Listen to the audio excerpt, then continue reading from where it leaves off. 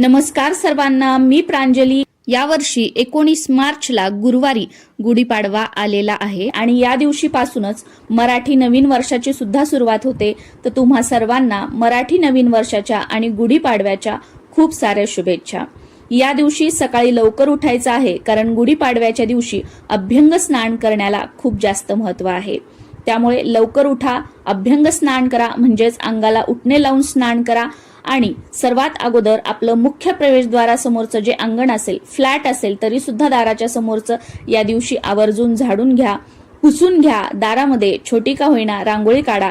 मुख्य प्रवेशद्वाराला आंब्याच्या पानांचं, फुलांचं तोरण लावा। मुख्य प्रवेशद्वाराच्या दारावरती कुंकवाने किंवा हळदीने स्वास्तिक काढायचं आहे। उंबरठ्याचं पूजन करून घ्यायचं आहे आणि त्यानंतर सर्वात महत्त्वाचं, देवघर स्वच्छ करून देवांची पूजा करून घ्यायची आहे। कारण गुढी उभारण्यासाठी आपल्या घरातील देवांची अगोदर पूजा व्हायला हवी आणि त्यानंतरच आपल्याला गुढी उभारायची असते। त्यामुळे देवपूजा लवकर आटोपून या दिवशी घ्यायची आहे। आणि गुढी जी आहे ती ऊन पडल्यानंतर 10 वाजता, 11 वाजता, भर दुपारी अशा वेळी कधीही गुढी उभारू नका। भले आपला स्वयंपाकाला उशीर होतो, गुढीची पूजा वगैरे सगळं करून घ्यायचं आणि आपला स्वयंपाक झाल्यानंतर नैवेद्य आपण दाखवला तरी सुद्धा चालतो। नाहीतर काय बरेच जण करतात, सगळा स्वयंपाक वगैरे करून घेतात आणि त्यानंतर गुढी उभारण्याची तयारी। तर असं करायचं नाही। गुढी ही जी आहे ना, जेव्हा सूर्य उदय होतो त्यावेळेस खरी तर उभारायची असते, पण त्यावेळेस शक्य नसेल तर कमीत कमी जोपर्यंत कोवळं ऊन असतं 8 पर्यंत, 8:30 पर्यंत, जास्तीत जास्त 9 पर्यंत आपली गुढी जी आहे ना ती तुम्ही उभारून घ्या, गुढीची पूजा करून घ्या आणि स्वयंपाक वगैरे झाल्यानंतर दुपारी तुम्ही नैवेद्य दाखवला तरी सुद्धा चालतो। आणि सकाळी जेव्हा आपण पूजा करतोय त्यावेळेला काय नैवेद्य दाखवायचा, गुढी कशी उभारायची, कोणता मंत्र म्हणायचा, ही सगळी माहिती मी पुढे तुमच्यासोबत शेअर करणार आहे।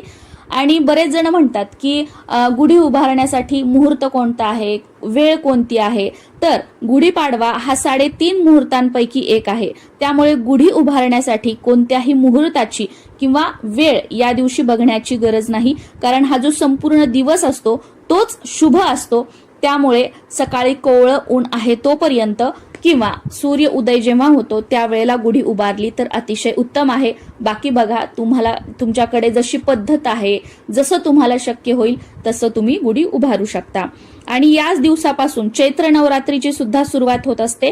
त्यामुळे या दिवशी आपल्याला तुमच्या कुळदेवी, तुमची जी कोणती कुळदेवी असेल तर कुळदेवीची सेवा सुद्धा करायची आहे। आणि तुमच्याकडे चैत्र नवरात्री असतील, तुमच्याकडे घटस्थापना वगैरे केली जात असेल तर ती सुद्धा तुम्हाला या दिवशी करून घ्यायची आहे। आणि तुमच्याकडे घटस्थापना नसेल तर या दिवसापासून 9 दिवस तुम्ही अखंड दिवा जो आहे तो आपल्या देवघरामध्ये कुलदेवीसाठी प्रज्वलित करू शकता।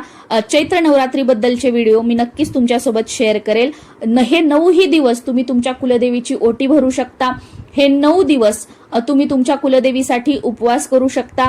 या 9 दिवसात तुम्ही तुमच्या कुलदेवीसाठी दुर्गा सप्तशतीचा पाठ करू शकता, सिद्ध कुंजिका स्तोत्राचं पठण करू शकता किंवा या 9 दिवसांमध्ये अष्टमीला, नवमीला किंवा कोणत्याही एका दिवशी कुलदेवीची ओटी तुम्ही भरू शकता।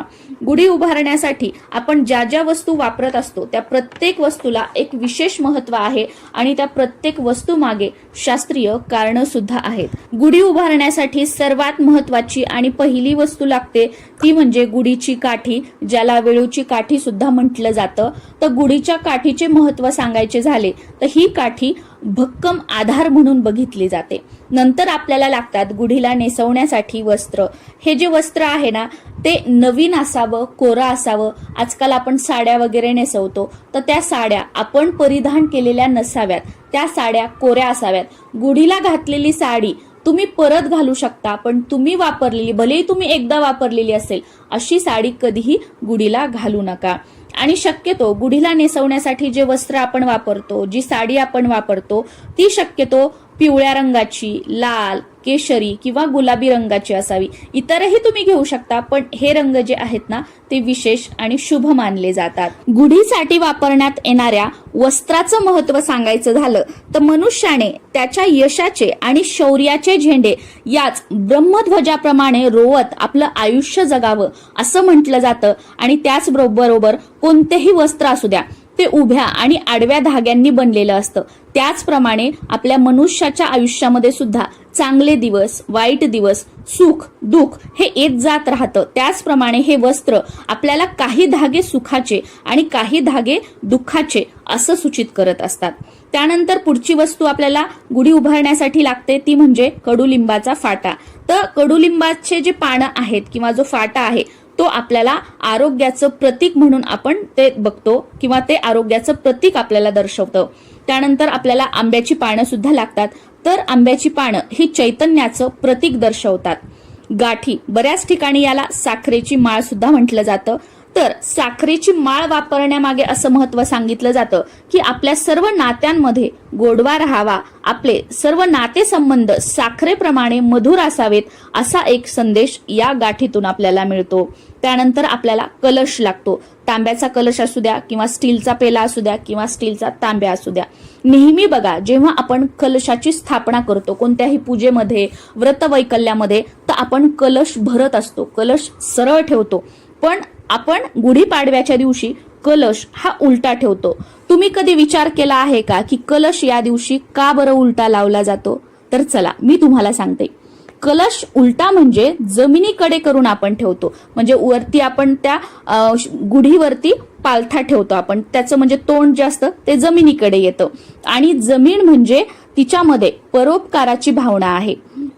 जमीन जी आहे ती झाडांची मुळं स्वतःमध्ये घट्ट रोवून ठेवते. आणि आपण जो ब्रह्मध्वज या दिवशी उभारतो, म्हणजे जी गुढी आपण उभारतो ना, ती म्हणजे यशाचं प्रतीक किंवा चांगल्याचा वाईटावर विजय म्हणून सुद्धा आपण ओळखतो. त्याचप्रमाणे मनुष्याने देखील कितीही यश मिळवलं, आपण कितीही मोठे झालो तरी सुद्धा आपले पाय जमिनीवरच राहावे या हेतूने त्या जमिनीतील जी काही सकारात्मकता किंवा जी काही सकारात्मक ऊर्जा आहे तो कलश जो आहे ना ती खेचून घेतो. आणि असा मांगल्याने भरलेला कलश नेहमी आपल्या घरामध्ये कायम राहावा म्हणून गुढीपाडव्याच्या दिवशी कलश जो आहे तो काठीवर किंवा गुढीवर जो आहे तो उलटा किंवा पालथा सुद्धा त्याला म्हटलं जातं, तसा ठेवला जातो. तर असं यामागे महत्व आहे. आता गुढीपाडव्याच्या दिवशी तुम्हाला मी सांगितलं की सकाळी मुहूर्त वेळ न बघता कोवळं ऊन आहे किंवा उगवत्या सूर्यासोबत तुम्हाला गुढी उभा करायची आहे.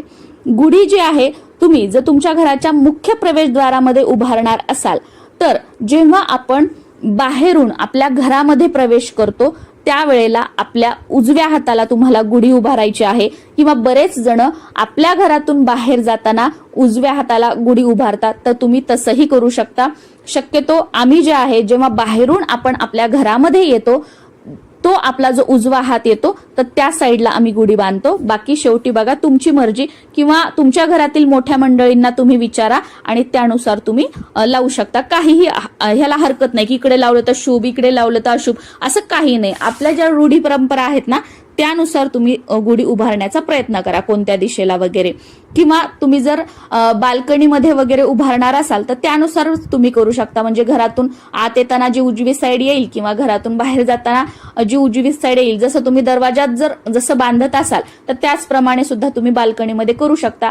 किंवा जिथे तुम्हाला गुढी व्यवस्थित उभारता येईल, बांधता येईल, कारण बांधण्यासाठी सुद्धा जागा लागणार आहे, तर त्याप्रमाणे तुम्ही करू शकता. किंवा तुमच्या गच्चीवर वगैरे सुद्धा तुम्ही गुढी उभारू शकता जर तुमचं बैठक घर असेल तर. जिथे आपण गुढी उभारणार आहोत ती जागा स्वच्छ करून घ्यायची आहे. शक्यतो त्या जागी हळदीचं लेपन करून घेतलं तर अतिशय उत्तम. त्या जागी रांगोळी काढायची. हळदीचं लेपन नाही काढलं तरी रांगोळी काढायची छोटीशी, त्यावर हळद कुंकू अर्पण करायचं. त्यावर एखादा छोटासा पाट किंवा एखादा छोटासा चौरंग ठेवायचा आहे आणि त्यावर सुद्धा तुम्हाला रांगोळी काढायची आहे. किंवा एखादं वस्त्र अंथरून घ्यायचं आहे. खाली थोडेसे तांदूळ टाकायचे आहेत, त्याच्यावर थोडंसं हळद कुंकू अर्पण करून घ्यायचं. आणि जी काठी आहे वेळूची ती स्वच्छ पुसून तेल लावून तुम्हाला घ्यायची आहे. ती तिथे उभी करायची. त्या वेळूच्या काठीला सुरुवातीला हळद कुंकू लावून घ्यायचं आहे, बाजूला दिवा लावून घ्यायचा आहे, छोटंसं निरांजन किंवा दिवा लावून घ्या, धूप अगरबत्ती लावून घ्या. आणि त्यानंतर मग या काठीला जे आहे जे तुम्ही वस्त्र घेतलेले असतील ते तुम्हाला नेसवायचे आहेत.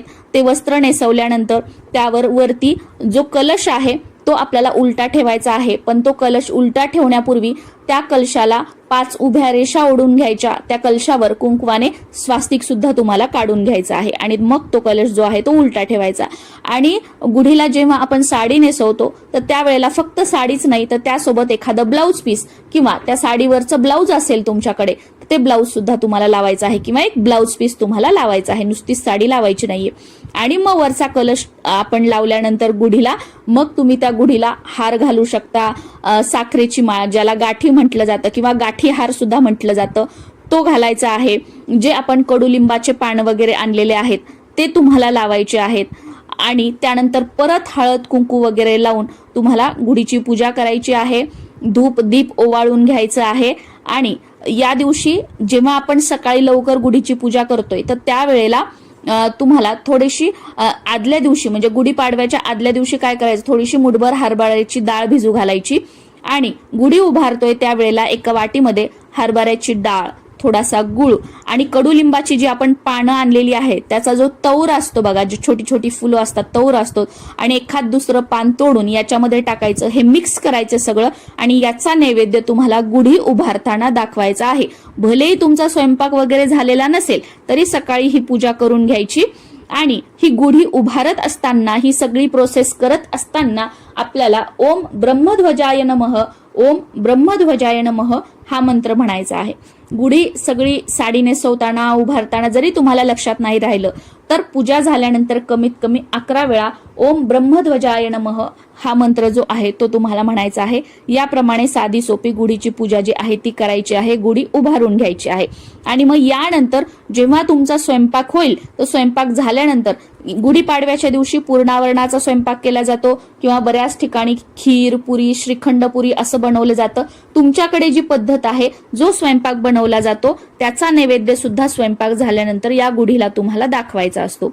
तर नंतर तो नैवेद्य दाखवून घ्यायचा. म्हणजे गुढीला 2 नैवेद्य दाखवायचे. गुढी उभारताना तो नैवेद्य दाखवायचा पहिला सांगितलेला हरभऱ्याची डाळ गुळ आणि कडुलिंबाचा जो तौर असतो त्याचा, आणि दुसरा म्हणजे पुरणपोळीचा नैवेद्य दाखवायचा आहे. आणि गुढी जी आहे ती संध्याकाळी सूर्य मावळल्यानंतर ज्याला प्रदोष काळ म्हटलं जातं तर त्या प्रदोष काळामध्ये आपल्याला गुढी जी आहे ती उतरवायची आहे. गुढी उतरवताना सुद्धा दिवा लावून घ्यायचा, धूप दीप अगरबत्ती ओवाळायची, हळद कुंकू लावून घ्यायचं. घरातील सर्वांनी या गुढीच्या पाया पडायचं आहे. गुढीला प्रार्थना करायची की माझ्या आयुष्यामध्ये सुख समृद्धी ऐश्वर्य राहू दे, माझ्या घरामध्ये धनधान्याची भरभराट होऊ दे.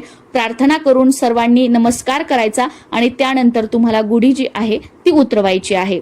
आता गुढीला दाखवलेला जो नैवेद्य आहे तुमच्याकडे गायी वगैरे येत असतील तर त्यांना तुम्ही खाऊ घालू शकता किंवा पशु पक्ष्यांना तुम्ही तो छोटे छोटे तुकडे करून चिमण्यांसाठी वगैरे तुम्ही तो देऊ शकता किंवा बऱ्याच ठिकाणी हा खाल्ला सुद्धा जातो. पण काय शक्यतो आपण दरवाजात बाल्कनीत गच्चीवर गुढीला नैवेद्य दाखवतो तो उघडा वगैरे असतो. मग अशा वेळेला त्याच्यामध्ये काही गेलंय का, कोणी काही तोंड लावलंय का, ह्या सगळ्या गोष्टींचं सुद्धा लक्ष देऊन जर तुम्ही खात असाल तर ह्या गोष्टींकडे लक्ष द्यायचं आहे.